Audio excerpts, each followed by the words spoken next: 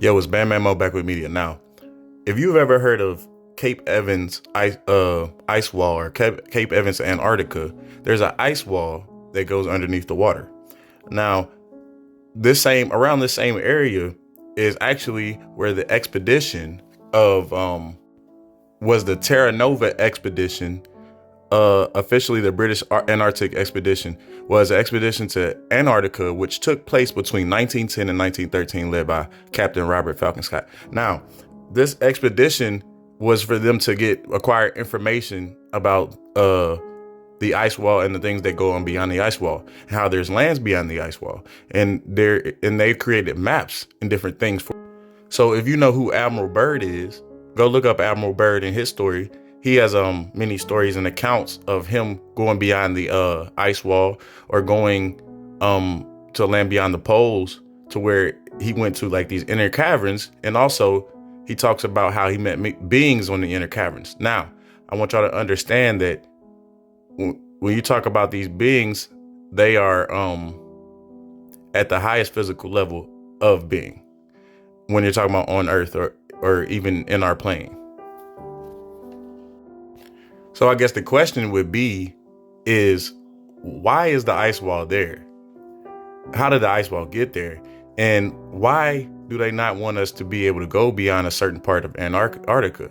And why do they say that Antarctica is at the South Pole, is something flat? Like, when in actuality, the world expands and it's round and it's spiraling and it's in the precession of the equinox.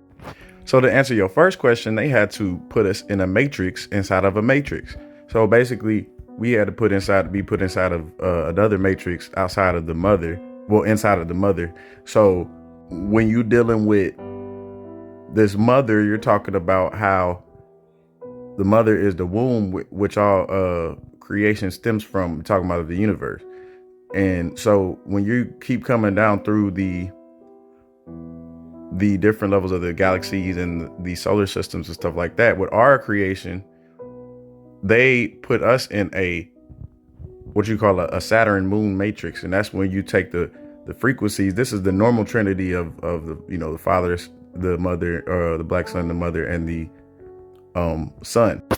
But what the Draconians and stuff did was they added the moon, created an artificial moon, or a moon, and the moon, along with the frequencies of Saturn, which is hexagonal shaped, they created a matrix within a matrix. And then what they did was, basically, the Earth had got hit.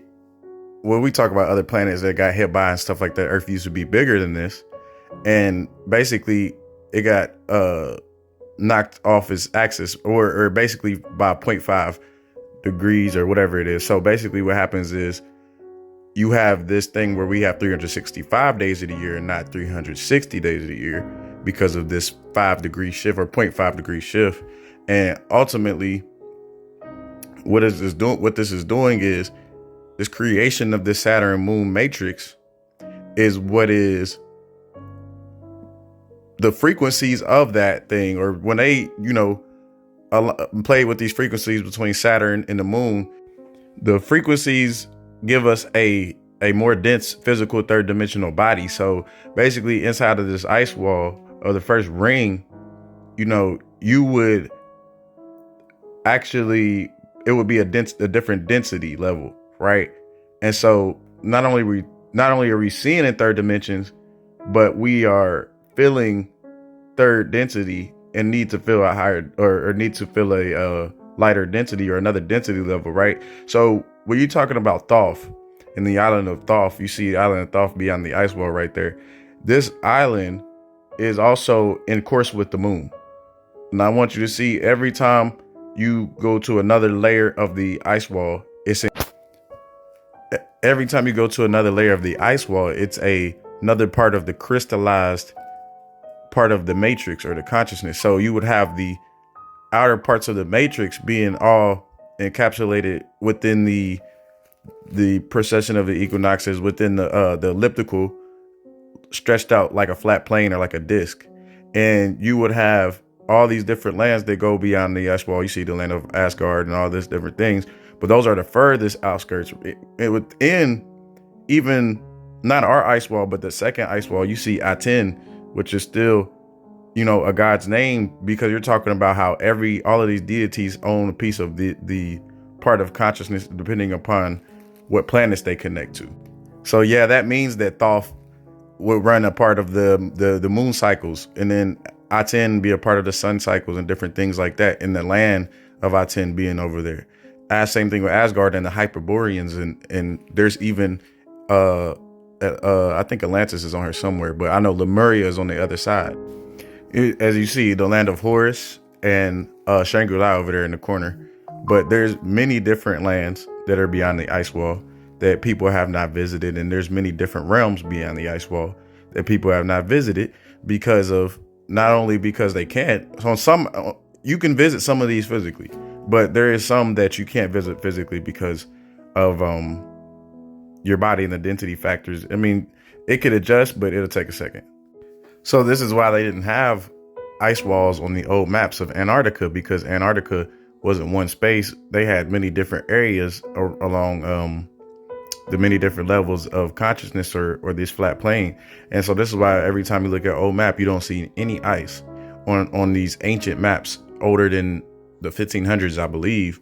And this is why they changed the maps from round maps and from these maps to globe maps, because they wanted you to believe, oh, if the world's not flat and it's really spinning, then it must be a globe. But how could it be a globe when it's really more frequencies and vibration, and things only appear as solid or physical?